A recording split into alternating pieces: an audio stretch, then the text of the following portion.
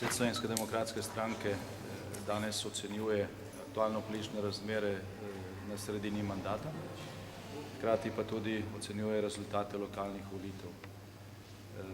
Eden od temeljnih zaključkov današnje seje je, da je Slovenska demokratska stranka v prvi polovici tega državnozborskega mandata dosegla oba ključna etapna cilja.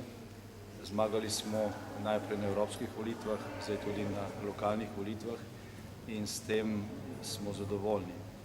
Nismo pa zadovoljni s tem, kako se je v tem času razvijala Slovenija. Zadnji podatki kažejo, da je vlada Slovenijo v 2 letih zadolžila za 100 % točk, hkrati pa je šel ta denar večinoma v prazno.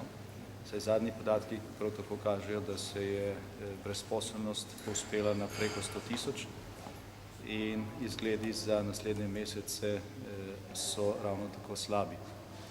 Slovenska demokratska stranka pripravlja preko svojega strokovnega sveta ob polovici mandata realno oceno stanja po vseh ministrskih resorjih. Ta ocena bo na naši spletni strani objavljena v celoti do 21. novembra. Od takrat naprej pa se bomo posvetili alternativnemu vladnemu programu oziroma programu strateških in ostalih potrebnih sprememb, ki jih bomo morali izvesti v naslednjem obdobju oziroma ki jih mora Slovenija izvesti v naslednjem obdobju, če želi rešiti probleme, ki so se že nakopičili in probleme, ki so očitno še pred vrati in ki jih trenutna vlada očitno ni sposobna reševati.